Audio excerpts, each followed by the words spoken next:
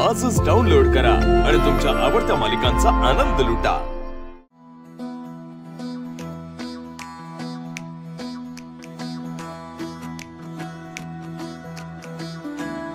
काय दाजी बायकोशिवाय करमन वाटतं हं?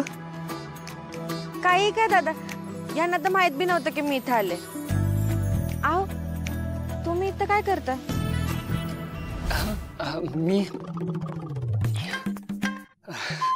मी ते तुझ्यासाठी इथं आलो होतो। तुम्हाला कसं कळलं मी इथे? अगं तुझं सध्याचं वागणं बघता तू नोकरीसाठी अशाच कोणत्या तरी ठिकाणी गेली असशील ही येडं पण सांगेल। आणि मी तर शहाणा आहे ना, मला लगेच कळलं, मग आलो इथं। नोकरीचा तुझा पहिला दिवस आहे ना, मग तुला हे आपलं ऑल द बेस्ट करायला। हा, ऑल द बेस्ट। लय उशीर केला त्यासाठी का नोकरी नाही मिळाली? नाही मिळाली ना, तेच बरं झालं। मिळाली, ट्रेनिंगची परवानगी पण मिळाली तिला, लवकरच कामावर पण येणार आहे ती आता। काय झालं, तुम्हाला आनंद नाही झाला का? झाला ना, मला ना खूप आनंद झाला। तुला म्हणालो होतो की नाही, बघ तुला नोकरी नक्की मिळणार आहे। अभिनंदन। थँक्यू। मग फोन आला मला।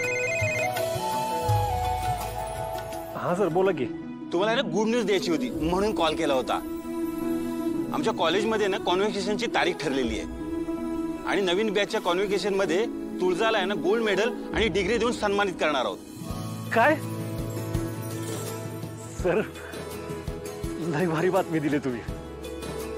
माझं लय मोठं काम हलकं केलंय तुम्ही तिचा सत्कार करणार आहे ना, हे ऐकून लय भारी वाटतंय बघा सर। तुम्हाला आनंद होईल ना म्हणूनच कॉल केला होता। आणि हो, तुळजाला ह्या कार्यक्रमात हजर राहावं लागेल। काय आहे ना, आमच्याकडे आहे ना माहेरचा पत्ता होता, म्हणून आम्ही पत्र तिच्या माहेरच्या पत्त्यावर पाठवले। तिथून ते पत्र कलेक्ट करा आणि तिच्यापर्यंत पोहोचवण्याचा प्रयत्न करा। तुम्ही डॅडींच्या घरी पाठवलंय ते पत्र? हो का, काही अडचण? नाही, घेतो मी ते पत्र। हा हा, ठेवतो। तेजू, पाणी घे। तुला बरं वाटतं ना? का सूर्याला फोन करू मी? नाही नाही नाही, आता बरं वाटतंय मला। हो ना, आता बरं वाटतंय। हो ठीक आहे, आता ती पी पाणी पी, रिलॅक्स घेते आता। तुझं तर माहेरात आहे, तिला जर ते पत्र मिळालं तर माझी तिला सरप्राईज द्यायची सगळी मेहनत पाण्यात गेली। काय करू आता?